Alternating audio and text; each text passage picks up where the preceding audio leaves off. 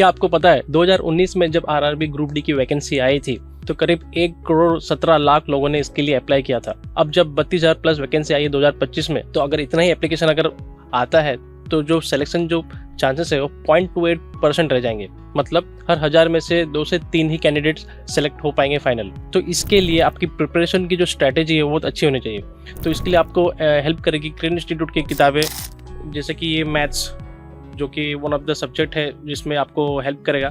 इसमें जो खास बात ये है कि प्रीवियस ईयर्स के क्वेश्चन पेपर्स है chapter wise and type wise. मतलब जैसे कि फॉर एग्जांपल ये नंबर सिस्टम है, नंबर सिस्टम में भी 7 टाइप के क्वेश्चंस आते हैं। तो ये आप अगर टाइप वाइज भी आप सॉल्व करने लगोगे और आपको इसमें आपने ग्रिप बना लिया तो आप आसानी से क्रैक कर सकते हो कोई भी एग्जाम, खासकर रेलवे की। इसी तरीके से अगला जो सब्जेक्ट है वो रीजनिंग, इसमें भी chapter wise and type wise दिया गया है। देन जो आता है जीके, जो सामान्य ज्ञान 1 लाइनर है, और एक जो है अपना साइंस बेस्ड। आप सभी को पता है कि आजकल गवर्नमेंट एग्जाम में साइंस का कितना महत्वपूर्ण बन गया है। तो इसी तरीके से ये 2 किताबें भी है। एंड फाइनली जो करंट अफेयर्स जो पूछा जाता है, तो ये करंट अफेयर्स की किताब भी आप प्रेफर कर सकते हैं। जरूरी नहीं आप इसी ब्रांड की किताब खरीदें, कोई भी ब्रांड की किताबें आप खरीद सकते हैं, लेकिन वो उसमें आपको कंफ्यूज नहीं होना है कि बहुत सारी ज़्यादा किताबें ले ली। आप किताबें कम, प्रैक्टिस ज़्यादा, ये एक जो है पास होने का मूल मंत्र है मेरी तरफ से। आगे बढ़ते हैं दोस्तों। आरआरबी ग्रुप डी में करीब 14 तरह की अलग अलग पोस्ट है। तो इन सभी को मैंने 5 बेसिस पर रैंक किया है। पहला है ग्रोथ अपॉर्चुनिटीज़। इसमें ऐसा जो जॉब जिसमें रेगुलर प्रमोशन तो हो ही, साथ ही साथ जॉब करने के बाद इतना टाइम और एनर्जी बचे आपके पास ताकि आप अपनी पढ़ाई की प्रिपरेशन कर सके, आगे बढ़ सके। क्योंकि जितने भी ग्रुप डी में लोग आएंगे वो सब पोस्ट ग्रेजुएट होंगे, तो कोई भी लाइफ टाइम इसमें रहना नहीं चाहता है। तो ऐसी कौन सी जॉब है जिसमें आप पैसा भी अच्छा मिले, टाइम भी आपको अच्छा मिले, ताकि आप अपना पर्सनल ग्रोथ में ध्यान दे सको। दूसरा सैलरी भी बहुत इंपॉर्टेंट मायने रखता है दोस्तों। आदमी जॉब करता है क्यों है? सैलरी के लिए। तो सैलरी उसमें अच्छी मिल जाए तो वो उस हिसाब से मैंने क्राइटेरिया रखा है। वर्कलोड देख तो सभी में है ही वर्कलोड, किसी में मॉडरेट है, किस में ज़्यादा है। तो इस तरीके से वर्कलोड जो मैनेजेबल वर्कलोड है उसमें रहेगा, तो मैंने इसको रखा है। चौथा पॉइंट है रेस्पेक्ट। सभी 14 पोस्टों की कुछ ऐसे पोस्ट है जिनकी रेस्पेक्ट एक दूसरे से ज़्यादा है। एंड आखिरी में है 5वां डे ड्यूटी। दोस्तों जिनका भी डे ड्यूटी रहता है, जिनका फिक्स शेड्यूल रहता है, वो अपना टाइम अच्छे से मैनेज कर सकते हैं। तो इसलिए मैंने 5 क्राइटेरिया रखा है। और याद रहे हर डिपार्टमेंट के सहयोग से रेलवे चलती है। तो ये जो मैंने रैंक किया है ये मेरा पर्सनल ओपिनियन है, आप चाहे तो इससे डिसएग्री कर सकते हैं, आपका स्वागत है। एंड आगे बढ़ने से पहले कुछ और एक पॉइंट जो मैं आपको बताता हूँ जो सभी में कॉमन है, जैसे कि एलिजिबिलिटी जो है वो 10th पास है। एंड जो एज है 18 से 33 एज रिक्वायर्ड है इसके लिए। यूनिफॉर्म सभी का ग्रे है सिवाय SNT और ट्रैक मेंटेनर के। प्रमोशन सभी का 42 ग्रेड पर तक जाएगा। रेगुलर प्रमोशन जैसे कि असिस्टेंट से टेक्नीशियन 3, 2, 1। देन आप MCF भी बन सकते हैं जो 42 ग्रेड पे लेवल 6 है। लेकिन जेई बनने के लिए जो सुपरवाइजरी कैडर है उसके लिए आपको डिपार्टमेंटल एग्जाम पास करना पड़ेगा, उसके लिए रिक्वायर्ड क्वालिफिकेशन होनी चाहिए अकॉर्डिंगली। सैलरी 8 पे कमीशन में सभी की 35,000 प्लस बन जाएंगी। लेकिन कुछ ऐसे इसमें पोस्ट है जिनमें एक्स्ट्रा अलाउंस मिलता है, किसी में TA मिलता है, किसी में OT कमाने का मौका मिलता है, किसी में इंसेंटिव्स मिलता है। तो हम आगे बात करेंगे। मेडिकल स्टैंडर्ड में सभी का मैं डिस्क्रिप्शन में दे दूंगा, आप अकॉर्डिंगली देख लीजिएगा। और गर्ल्स के लिए सबसे अच्छी पोस्ट कौन है ऐसा मैंने रखा नहीं है, जो लड़कियों के लिए अच्छा है वो लड़की लोग के भी अच्छा है, वाइस एंड वर्सा। ठीक है, तो मैंने इसको यूनिफॉर्मली रखा है। आइए बढ़ते हैं, बहुत हो गई बातें कंटेंट की तरफ। तो चौथा नंबर पे है आप एक्सपेक्ट कर सकते हैं ट्रैक मेंटेनर। इनके जॉब प्रोफाइल के बारे में बात करी जाए तो ये जो ट्रैक बिछे हुए थ्रू आउट इंडियन रेलवेज में उनका ये देखभाल करते हैं। बेसिकली उनका जो जॉइंट्स होते हैं जहाँ पे ट्रैक में फिश प्लेट को ध्यान रखना, देन ग्रीसिंग, पेट्रोलिंग, ऐसे फॉगमैन काम करना, गेट में काम करना, और कैटल रन ओवर हो जाए तो उनको साफ करना, ट्रैक को क्लियर करना। जब ब्लॉक लेना हो तो जेई इनके थ्रू ही मेमो लेके भेजते स्टेशन मास्टर के पास। तो ये सारी चीजें हैं जो इसमें है। ये हार्ड वर्क है और इसमें प्रमोशन थोड़ा स्लो है। आप दूसरे डिपार्टमेंट एग्जाम में ऐसा नहीं जानते, आपको इसी में रहना है। अगला जो है असिस्टेंट PA इंजीनियरिंग, ये भी इंजीनियरिंग का पोस्ट है। इसमें ये काम ये करना होता है, ट्रैक मेंटेनेंस के लिए तरह के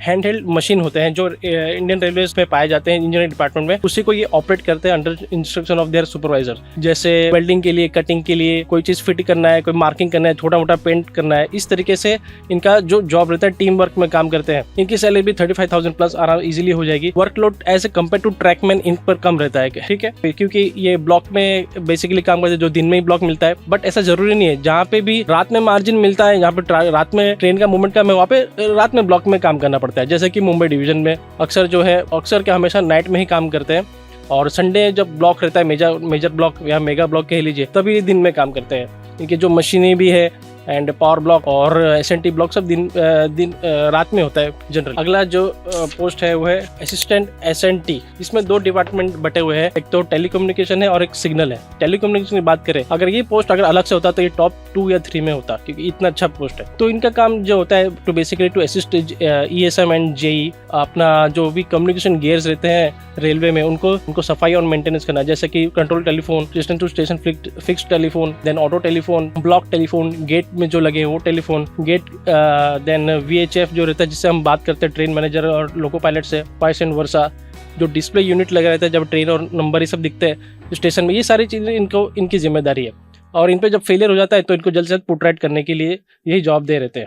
और जो सिग्नल वाले हैं, जो सिग्नल कम्युनिकेशन, इनकी और इनके जॉब में बहुत ज़्यादा फर्क होता है। जो सिग्नल वाले को जो है अगर इनकी फेलियर हो जाए तो गाड़ियाँ डिटेन होती है, इसलिए इनकी जवाबदारी ज़्यादा रहती है। तो इनको भी असिस्ट करना रहता है ईएसएम और जेई को, अपने जो एसएनटी गियर्स है उनको मेंटेनेंस करना और उनका देखभाल करना, जैसे कि पॉइंट्स हो गए, ट्रैक सर्किट, सिग्नल हो गए, ब्लॉक इंस्ट्रूमेंट, गेट हो गया, पैनल हो गया, पैनल की जो सफाई है उसको, ये सब सारी चीज़ें हैं जो इनके जिम्मेदारी है। जब इनका भी फेलियर होता है तो ये पुट राइट करने की कोशिश करते हैं एज सुन एज पॉसिबल। और ये और एक बात इसमें कि इनकी जो पोस्टिंग होती है वो गुड लोकेशन में होती है और 8 घंटे की इनकी ड्यूटी होती है। और लेकिन जहाँ पे बड़े स्टेशन है और जो छोटे स्टेशन वहाँ पे 24 घंटे की इनकी ड्यूटी होती है। 8 घंटे काम करते हैं लेकिन 24 घंटे इन्हें अवेलेबल रहना पड़ता है। एक्स्ट्रा अलाउंस इन्हें टीए का प्रावधान है अगर एक से दूसरे काम करें तो। दोस्तों, अगर आप अभी भी वीडियो में बने हो तो मैं आपको रिक्वेस्ट करता हूँ आप लाइक एंड सब्सक्राइब और शेयर जरूर कीजिएगा। अगला जो पोस्ट है असिस्टेंट टीआरडी, ये इलेक्ट्रिक विभाग का पोस्ट है। इनका जो मुख्य काम है, जो अपने जो असिस्टेंट जो टेक्नीशियन है और जेई है उनको असिस्ट करना। जो भी आप देखते हैं जब ट्रेन में ट्रैवल करते हो कि ऊपर जो इलेक्ट्रिक वायर बिछी हुई रहती है उसे ओएचई कहते हैं, ओवरहेड इक्विपमेंट, तो उनका भी रेगुलर मेंटेनेंस की उनको ज़रूरत होती है। तो ये जो मेंटेनेंस करते हैं पावर ब्लॉक लेके करते हैं। तो पावर ब्लॉक में कैसे काम करते हैं, अपने इनके टावर वैगन रहता है, टावर वैगन से ये ब्लॉक लेते हैं, उसके ऊपर चढ़ के उसके मेंटेनेंस करते हैं। इसके अलावा वो लैडर पर भी काम करते हैं, लैडर लगा के सीढ़ी लगा के काम करते हैं। तो इनका मुख्य काम है कि जो पुराने पार्ट्स है उनको मेंटेन करना, अगर जरूरत पड़ने उनको चेंज करना, ठीक है। इसके अलावा जब ब्रेक डाउन हो जाता है, कहीं पे एक्सीडेंट हो जाता है तो अक्सर ओएच के खंभे उखड़ जाते हैं, वायर टूट जाती है, तो उनको ब्रेक डाउन में जाके एक्सीडेंट में जाके वो पुट राइट करना, जो सारी चीज़ें हैं उसका मरम्मत करने का काम इनका रहता है। तो ये भी जवाबदारी वाला काम है। तो इनका जो एक्स्ट्रा अलाउंस है इनको भी टीए मिलता है, तो 40,000 के ऊपर की सैलरी चली जाएगी। पोस्टिंग भी गुड लोकेशन में होती है क्योंकि ये डिपो में काम करते हैं, जो उनका डिपो अच्छी जगह ही रहती है। और ड्यूटी आवर्स है जो 8 आवर्स, दिन में ज़्यादातर काम करते हैं, ज़रूरत पड़ने पर रात में काम करते हैं जहाँ पे नाइट में ब्लॉक मिलता है। अगला जो है असिस्टेंट CNW, ये मैकेनिकल डिपार्टमेंट का ये जो है, इनका जो मुख्य काम रहता है 10वें रैंक पे मैंने इसको रखा है कि जो मेंटेनेंस और रिपेयर वर्क है, जो कैरेज एंड वैगन मतलब पैसेंजर ट्रेन और मालगाड़ियों का रख रखाव इन्हीं के पास होता है। जब गाड़ियाँ कहीं पे शुरू होती है, यहाँ पे ख़त्म होती है, तब ये स्टाफ वहाँ मौजूद होते हैं इनकी मरम्मत के लिए, इनका मेंटेनेंस के लिए। जो पार्ट्स, जो ऐसे पुर्जे जिनका रिप्लेस करना जरूरी है, इनको रिपेयर करना जरूरी है, ये उनका ध्यान रखते हैं। इसके अलावा भी कई सारे काम है। ब्रेक पावर चेक करना, बेसिकली जो बोगी है, जो भी व्हीकल है उसका अच्छे से ब्रेक लग रहा है कि नहीं, ठीक है। देन और भी जो सारे मूविंग पार्ट्स है उसमें ध्यान रखते हैं, खासकर उसका जो चक्के हैं। तो इस तरीके से ये काम करते हैं। आपने अक्सर देखा होगा कि जब गाड़ी स्टेशन से निकल रही है या फिर आ रही होती है, जहाँ से टर्मिनेशन स्टेशन है, जहाँ से गाड़ी खुलती है, तो अक्सर वहाँ पे ये मौजूद होते हैं। इनफैक्ट कहीं पे बीच पे भी इनकी CNW पॉइंट रहते हैं जहाँ पे ये चेक करते रहते हैं गाड़ी सही सलामत गुजर रही है कि नहीं, कोई ऐसा कोई खतरा तो नहीं दिख नहीं रहा है। इसके बाद हाँ, और उनकी असिस्टेंट CNW की पोस्टिंग की बात करिए, गुड लोकेशन होता है, स्टेशन बड़े स्टेशन है, यार्ड में इनकी होती है। और ड्यूटी आवर्स 8 घंटे ही करते हैं, शिफ्ट में काम करते हैं। एक्स्ट्रा अलाउंसेस में ऐसा कुछ रहता नहीं है। अगला जो है असिस्टेंट ब्रिज, ये है इंजीनियरिंग विभाग का अगला पोस्ट है जो इंजीनियरिंग विभाग का है। 9th रैंक पे मैंने इसीलिए रखा है इसके, क्योंकि जो इनका जो ड्यूटी आवर्स, इनका जो पोस्टिंग है वो डिविजनल हेडक्वार्टर में होता है, अच्छी प्लेस में होता है। और ड्यूटी आवर्स की बात करें तो एज सच कोई फिक्स नहीं रहता है कि आपको दिन में, ज़्यादातर इनका दिन में ही काम रहता है। 99% ऑफ द टाइम आपको टास्क दिया जाता है, ये ब्रिज का ख्याल रखना है, तो मेंटेनेंस करना है, जो भी टास्क दिया जाता है वो जाते हैं करके वापस आ जाते हैं। और जो एक्स्ट्रा अलाउंस जो इनका मिलता है टीए, तो इसके हिसाब से भी 40,000 प्लस इनकी सैलरी हो जाती होगी। और जॉब प्रोफाइल की बात करें, जैसे इनके नाम से समझ में आता है, duty of to maintenance of bridge which are already constructed, ठीक है। तो उसे इंडियन रेलवेज में जो ब्रिज बन रहा है आजकल, वो तो प्राइवेट कॉन्ट्रैक्ट में देते हैं, बड़े बड़े कंपनियां को इनका जो टेंडर, इंडियन रेलवेज टेंडर निकालती है, और जो प्राइवेट कंपनी है, बड़े बड़े मल्टीनेशनल, वो इनसे उनको काम करती है बनाने का। लेकिन ऐसा कुछ और भी जो है, इसके अलावा भी जो इंडियन रेलवेज में इतने सारे जो ब्रिजेस हैं, छोटे बड़े, मॉडरेट और बड़े, उनका ये ख्याल रखते हैं, इनका जो रेगुलर मेंटेनेंस करते रहते हैं, जैसा कि कोई भी वर्क हो गया जिससे भी रिलेटेड, ठीक है। तो ये इसको मैंने 9th रैंक पे रखा है। अगला है असिस्टेंट लोकोसेट डीजल। इसकी अगर बात करें तो ये इनकी जो ड्यूटी आवर्स होती है डे में ही करते हैं काम, 9 to 5 इनका जॉब रहता है। पोस्टिंग का डीजल लोकोसेट होता है। डीजल लोकोसेट भी अच्छी जगह पर ही होता है, कहीं भी रिमोट इलाके में नहीं होता, डिवीज़न के पास, यहाँ पे जहाँ पे सिटी लोकेशन उस तरीके से रखते हैं ताकि सारी चीज़ें अवेलेबल रहे।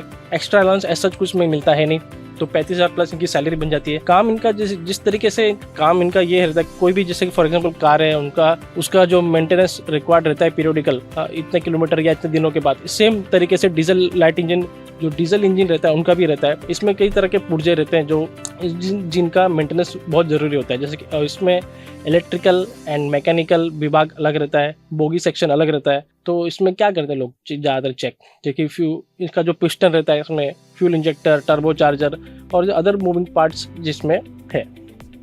इसमें जो वर्कलोड है एज कम्पेयर टू लोकोसेट इलेक्ट्रिक उससे ज़्यादा है इसमें, इसके लिए मैंने इसको 8th रैंक पर रखा है, वो आगे जाके आएगा। अगला जो पोस्ट है वो है one of the most popular job, pointsman in Indian railways. देखिए इनका जो मुख्य काम होता है वो सिग्नल एक्सचेंज करना, शंटिंग करना under the instruction of station master या शंटिंग जमादार या शंटिंग मास्टर कहते हैं, ठीक है। ये ग्रुप में काम करते हैं ये भी। एंड एसीपी जब ट्रेन में कोई चेन खींचता है तो उसका वजह फाउंड आउट करना और उसको पुट राइट करना इनकी जवाबदारी रहती है। और जरूरत पड़ने पर पॉइंट को क्लैम्प करना, क्रैंक हैंडल टेस्टिंग करना, ये जब आप रेलवे में आ जाओगे तो आप ये सारे टर्म आराम से समझ जाओगे। एंड जो स्टेशन मास्टर कोई मेमो लिख के देता है, मेमो लिखता है किसी लोको पायलट या ट्रेन मैनेजर को देना है या किसी अन्य विभाग तक पहुंचाना है, तो ये पॉइंट्समैन जाके देते हैं। और इन्हें गेट में भी काम करना पड़ता है, जो कि ऑपरेटिंग या ट्रैफिक गेट है, वहाँ पे इनकी ड्यूटी भी लगती है। ड्यूटी आवर्स की बात करें 8 घंटे भी रहती है, इनकी 12 घंटे भी रहती है, डिपेंड करता है ज्योग्राफी ऑफ द स्टेशन। जहाँ बड़े स्टेशन है वहाँ पे 8 घंटे, जहाँ पे छोटे स्टेशन वहाँ पे 12 घंटे की इनकी ड्यूटी रहती है, ठीक है। इसके एक्स्ट्रा अलाउंस बात करें तो इनको नाइट भी करना पड़ता है, शिफ्ट में काम करते हैं, नाइट ड्यूटी अलाउंस मिलता है। इनके टीए भी इनको मिलता है अगर एज ए एलआर दूसरे स्टेशन में भेजते काम करने के लिए। ओटी का भी प्रावधान है इनमें, अगर वहाँ पे एडमिशन अलाउ करता है ओटी का तो फिर ओटी भी मिलता है, या फिर एक्स्ट्रा काम करने पर आपको सीआर मिल जाता है। तो इस तरीके से इनका ड्यूटी होती है। और इनका एडवांटेज की बात करें तो इसमें क्या, आप एग्जाम देके 3 साल के बाद सर्विस में, रेगुलर 3 साल होने के बाद आप सीसीटीसी, देन ट्रेन मैनेजर और स्टेशन मास्टर, ये सब में आप जा सकते हो। उसके बाद स्टेशन मास्टर, ट्रेन मैनेजर में आके आप फिर ईओम की एग्जाम भी दे सकते हो, कंट्रोलर में भी जा सकते हो। एंड जीडीसी की एग्जाम रहेगी तो फिर तो आपके लिए मैदान खुला है, फिर आप जो भी पोस्ट उसमें है अगर एलिजिबल हो तो उसमें आप बन सकते हो। ये सारी चीज़ें, ये जो मैं बता रहा हूँ जीडीसी, तो मैं सभी के लिए एप्लीकेबल है। एंड और इसमें और खास बात, अगर आप होम डिवीजन में आपकी पोस्टिंग है तो अपने घर के पास भी जाके आप ड्यूटी कर सकते हो, क्योंकि हर स्टेशन के नज़दीकी स्टेशन अगर है तो वहाँ पे गाड़ी अगर रुकती है तो फिर स्टेशन मास्टर भी होगा, स्टेशन मास्टर अपॉइंटमेंट भी ज़रूर होगा। अगला जो 6th रैंक पे मैंने रखा है वो है असिस्टेंट लोकोसेट इलेक्ट्रिकल। देखिए असिस्टेंट लोकोसेट इलेक्ट्रिकल की बात करें कि पोस्टिंग भी अच्छी जगह होती है इलेक्ट्रिक लोकोसेट में। और ड्यूटी आवर्स की बात करें डेट भी रहती है 9 to 5, और एक्स्ट्रा अलाउंसेस में ऐसा कुछ मिलता नहीं है। इनका भी वही काम रहता है जैसा डीजल लोकोसेट में रहता है। इलेक्ट्रिक लोको जो रहते हैं उनका मेंटेनेंस करना, जैसे कि उसमें जो मोटर लगे रहते हैं, ट्रांसफॉर्मर, इलेक्ट्रिक सर्किट है ना, तो इसमें भी सेक्शन में बटे हुए थे काम। इलेक्ट्रिकल सेक्शन अलग होता है, मैकेनिकल अलग होता है, बोगी अलग होता है। इलेक्ट्रिक जो असिस्टेंट लोकोसेट को मैंने 6th रैंक पे इसलिए रखा है क्योंकि डीजल लोकोसेट से काम करना आसान है इसमें, क्योंकि इसमें जो इलेक्ट्रिक लोको रहते हैं वो ज़्यादा रिलायबल रहते हैं, मेंटेनेंस कम रखता है, मूविंग पार्ट्स इसमें कम है, तो इनका इस वजह से मेंटेनेंस इसका आसान होता है, काम कम होता है। अगला है one of the popular job होता है इंडियन रेलवेज में, जो कम लोगों को पता है, असिस्टेंट ऑपरेशन इलेक्ट्रिकल। ये है इलेक्ट्रिशियन है इंडियन रेलवेज के। तो इनका जो ड्यूटी आवर्स की बात करें तो है 9 to 5 जॉब है इनका, डे में काम करते हैं, जरूरत पड़ने पर रात में आते हैं। पोस्टिंग अच्छी जंक्शन गुड्स लोकेशन होती है जंक्शन स्टेशन में। और इनका टीए का भी प्रावधान है, जब अगर अपने आउटसाइड हेडक्वार्टर से जाके काम करते हैं, जब इनको भेजा जाता है तब इन्हें टीए का भी मिलता है। इनका मुख्य काम होता है भाई अपना जो मेंटेनेंस, सफाई और repair, replacement of electrical equipments जो स्टेशन में, यार्ड में, रेलवे क्वार्टर्स में, हॉस्पिटल में, अदर ऑफिस में लगे रहते हैं, ये उनका देखभाल करते हैं, काम करते हैं। जब इनको बताया जाता है कि भाई यहाँ पे ट्यूबलाइट चेंज करना है, या फिर पंखा बंद हो गया है, या फिर यहाँ पे स्विच बोर्ड काम नहीं करता, आके ये रिपेयर करते हैं। इसी से जुड़ा हुआ है इलेक्ट्रिकल डिपार्टमेंट का है असिस्टेंट टीएल एंड एसी। इनके अगर पोस्टिंग की बात करें, ये 2 से 3 जगह इनकी पोस्टिंग अलग अलग होती है, आइदर स्टेशन में या यार्ड में, देन ऑन बोर्ड ट्रेन में। प्लेटफॉर्म में अगर रहेंगे तो ये जो जहाँ पर अक्सर वहीं पे रहते हैं, हर स्टेशन में नहीं रहते, बड़े स्टेशन में इनकी पोस्टिंग होती है, जहाँ पे ट्रेन खुलती है, यहाँ पे टर्मिनेट होती है। तो अगर ट्रेन अगर वहाँ से खुलने वाली है, चलने वाली है, तो आधा 1 घंटा पहले आके ये सारे अपने इलेक्ट्रिकल इक्विपमेंट्स जो वर्किंग कंडीशन में चेक करते हैं, चालू कर देते हैं। अगर खत्म होने वाली तो वहाँ पे आके सब बंद कर देते हैं सेफली। इसी तरीके से यार्डमैन की पोस्टिंग है, जब गाड़ी पिट लाइन में जाती है मेंटेनेंस के लिए, तो वहाँ पे ये चेक करते हैं कि कौन सा क्या खराब है, ठीक करना है उसे, वो अपना ध्यान रखते हैं। और अगर ये ऑन बोर्ड ट्रेन है तो जो ट्रेन लाइटिंग स्टाफ है, जो खासकर जो जिन्हें एसी अटेंडेंट के नाम से जाना जाता है, ट्रेन के चलने के दौरान अगर इनको खराबी आती है तो ये उन्हें अटेंड करते हैं। इनका जो वर्किंग आवर्स रहता है वो डेस्टिनेशन टू डेस्टिनेशन रहता है। अगर ट्रेन में रहेंगे तो, अगर प्लेटफॉर्म यार्ड में है तो फिर 8 घंटे की शिफ्ट। तो इसमें टीए कमाने का अच्छा मिलता है, जो 40 to 45,000 प्लस भी सैलरी जाएगी इनकी अगर ये ऑन बोर्ड ट्रेन में काम करते हैं तो, एज ए टीसी अपना एसी अटेंडेंट स्टाफ। अगला जो है असिस्टेंट वर्कशॉप, ये मैकेनिकल डिपार्टमेंट का जॉब है। इनकी अगर पोस्टिंग की बात करें तो वर्कशॉप में होगी, ऑब्वियसली डे ड्यूटी होती है 9 to 5, और जो एक्स्ट्रा अलाउंस मिलता है वो इंसेंटिव कमाने का इन्हें मौका मिलता है। इंसेंटिव इन्हें पर आवर मिलता है, तो इन्हें कोई काम अगर इन्हें 8 घंटे में करना, अगर इससे जल्दी कर लेते हैं तो इन्हें इंसेंटिव मिलता है पर आवर। जितना ये टाइम बचाते हैं रेलवे का, उस हिसाब से इन्हें रिवॉर्ड दिया जाता है एज ए इंसेंटिव। तो इनका जो वर्कशॉप है बहुत बड़ा रहता है, कभी आप जाने का मौका मिलेगा तो आप देख सकते हैं, बहुत बड़ा इलाके में इनका वर्कशॉप बना रहता है। तो अलग अलग डिफरेंट तरह के इनके सेक्शन बने रहते हैं, ठीक है। तो उसमें कि कोई वेल्डिंग कर रहा है, कोई कलर कर रहा है, कोई इलेक्ट्रिकल का विभाग है, कोई लकड़ी का काम कर रहा है ना। इसी तरीके से और भी कई विभाग है जिसमें बने रहते हैं। और एक बात, वर्कशॉप भी अलग तरह के आते हैं। कोई मालगाड़ी का वर्कशॉप अलग है, जहाँ पे सिर्फ मालगाड़ी का मेंटेनेंस होता है, जो पीरियोडिक ओवरहॉल होता है इसमें। इसी तरीके से जो पैसेंजर सवारी गाड़ियाँ, उनका वर्कशॉप अलग होता है, और लोकोमोटिव का भी वर्कशॉप होता है। तो वहाँ इस तरीके से आपको ड्यूटी मिलेगी वहाँ पे। अगला जो है assistant TL and AC workshop में, तो ये जो वर्कशॉप में टीएल ट्रेन लाइटिंग स्टाफ, तो ये इसलिए मैंने यहाँ पे रैंक 2 पे रखा है इसे मैंने, क्योंकि असिस्टेंट तो होते ही हैं लेकिन एज ए टेक्नीशियन ही काम करते हैं। हालांकि हर पोस्ट में आप देखोगे जो असिस्टेंट काम कर रहे हैं उनको असिस्ट करना होता है अपने टेक्नीशियन को और जेई को, लेकिन काम करते करते ये इतने ऐसा हो जाता है कि जब सुपरवाइजर इनको टेक्नीशियन का काम ही देते हैं कि आप एक काम, तो जरूरी नहीं है कि रेलवे में अनलिमिटेड स्टाफ है तो खाली आप असिस्ट ही करते रहोगे जब तक आप असिस्टेंट में हो। तो जैसे आपका एक्सपीरियंस, वर्क ऑफ एक्सपीरियंस है, आप खुद ही टेक्नीशियन काम करने लगते, तो जब जरूरत पड़ने पर टेक्नीशियन को अलग जगह भेजेंगे, आपको एक अलग जगह भेज देगा, या फिर टेक्नीशियन साथ ही भेजेंगे, तो आप दोनों मिलकर एक फेलियर को पोर्ट्रेट करेंगे। तो इस तरीके से काम का चलता रहता है। तो जो assistant TL and AC workshop है, जो कोच जो आते हैं वर्कशॉप में मेंटेनेंस के लिए, जो उनका प्री डिसाइडेड मेंटेनेंस के लिए आते हैं, तो वहाँ पे ये ट्रेन लाइटिंग का काम देखते हैं। कहाँ पे एसी को परमानेंटली खराब हो गया, उसको रिपेयर ही करना पड़ेगा, या उसके कोई स्पेयर पार्ट ऐसा है जो लाइटिंग को चेंज करना पड़ेगा, तो ये सारी चीजें ये देखते हैं। तो वर्कशॉप में काम करने का फायदा है कि संडे को रेस्ट रहता है आपका, एनएच के दिन आप हर त्योहार में घर पे रहोगे, आपका फिक्स डे ड्यूटी रहता है, फिक्स शेड्यूल रहता है। आप अपना पढ़ाई भी सुबह और रात को आराम से पढ़ाई कर सकते हो, या आपका जो भी है वो भी कर सकते हो। इसलिए वर्कशॉप का पोस्ट को मैंने इतना आगे रखा है। अभी चलते हैं सबसे जो मेन, जो टॉप रैंक में मैंने किसको रखा है। आपको जान के शायद हैरानी होगी, कई लोगों को लगे यार इस पोस्ट को क्यों आपने रखा है। इसका मैं रीजन मेरे हिसाब से क्यों रखा है मैं आगे बताता हूँ। पहले जानते हो पोस्ट कौन सा है, वो है असिस्टेंट ट्रैक मशीन। इसके बारे में बात करता हूँ। पहले इसकी जो पोस्टिंग होती है डिविजनल हेडक्वार्टर में इनकी पोस्टिंग होती है। पूरे डिवीजन में भर में आपको कहीं पे भी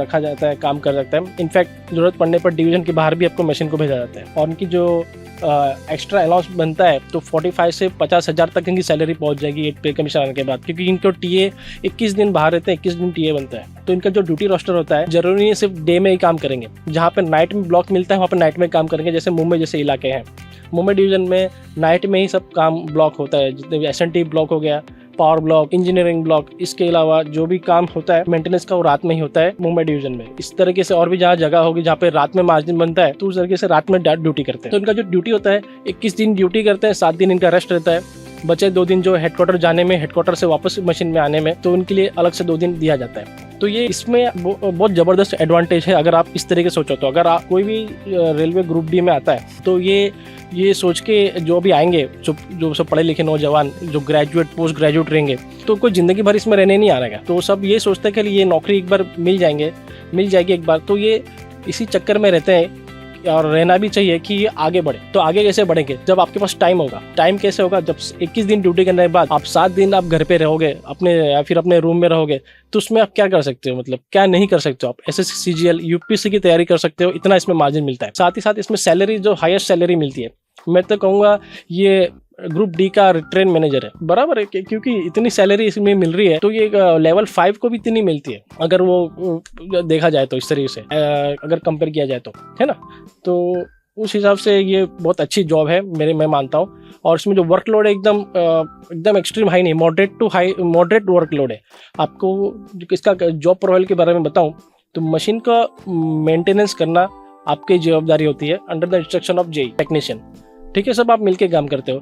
मशीन जब ब्लॉक में जाने वाली होती है उससे पहले आप ये सुनिश्चित करते हैं कि भाई वर्किंग कंडीशन में साफ सफाई का काम है, सारे मेंटेनेंस जो भी है, इनके जो क्लीनिंग वर्क है बेसिकली वो देखते हैं। और जो स्पेयर पार्ट रिप्लेस करना होता है जब रिक्वायर्ड होता है तो वो आप टेक्नीशियन के अंदर सब आपकी जवाबदारी रहती है। फिर जो स्पेयर पार्ट अवेलेबल नहीं है जो हेडक्वार्टर से जाके लेके आओ, तो ये सारे जो है आपकी ड्यूटी में शामिल है। तो वर्कलोड एज सच कोई बहुत ज़्यादा नहीं है, रिस्क भी इसमें काम में कोई ऐसा ज़्यादा नहीं है, क्योंकि असिस्टेंट हो आप तो आपका जो जिम्मेदारी है वो आप पे नहीं रहती है कि जो काम अगर नहीं हो पाया तो आपके ऊपर टेक्नीशियन है, जेई है, एसएससी है, ऑफिसर्स बैठे हैं, है ना। लेकिन आपको जो वक्त मिल रहा है 21 दिन रहने का, 21 दिन काम करने के बाद 7 दिन, तो इसके आप अच्छे से यूटिलाइज कर सकते हो आगे बढ़ने के लिए। रही बात बताते कि 21 दिन आप घर फैमिली से दूर रहोगे तो 7 दिन भी तो है यार, तो इतना। और रही बात मतलब 21 दिन काम करने के जो भी अभी नए आएंगे सब बैचलर ही होंगे, तो आप आराम से 21 डेज अपने जॉब में बिता सकते हो। और जो रहने खाने पीने का इंतजाम, जो ट्रैक मशीन स्टाफ करके जो एक कोच आता है, coach camping machine, 3 star hotel से कम नहीं है। अगर आप देखोगे वीडियो में, उसमें रहने की, खाने पीने की, धोने की सब सुविधा उसमें मौजूद रहती है। इनफैक्ट एसी भी लगे रहते हैं एक आध में मैंने देखा है। तो ये one of the best job है अगर आप ग्रुप डी से आगे बढ़ना चाहते हो। तो अगर आपको लाइफ टाइम इसी में अगर ग्रुप डी में रहना है तो आप वर्कशॉप में जाइए, आप इजीली आप टेक्नीशियन तक पहुंच जाओगे। टेक्नीशियन से आप जेई के डिपार्टमेंटल एग्जाम दे सकते हो, उसमें इंसेंटिव भी मिलेगा आपको। और तो इस हिसाब से वो जॉब भी अच्छी है। लेकिन अगर आपको आगे कुछ करना है, अफसर बनना है, आपको ख्वाब है, तो आप ट्रैक मशीन बिंदास चूज कर सकते हो, ऐसा मेरा मानना है। दोस्तों आपको वीडियो कैसा लगा कमेंट्स में बताइएगा। मिलते हैं नेक्स्ट वीडियो में।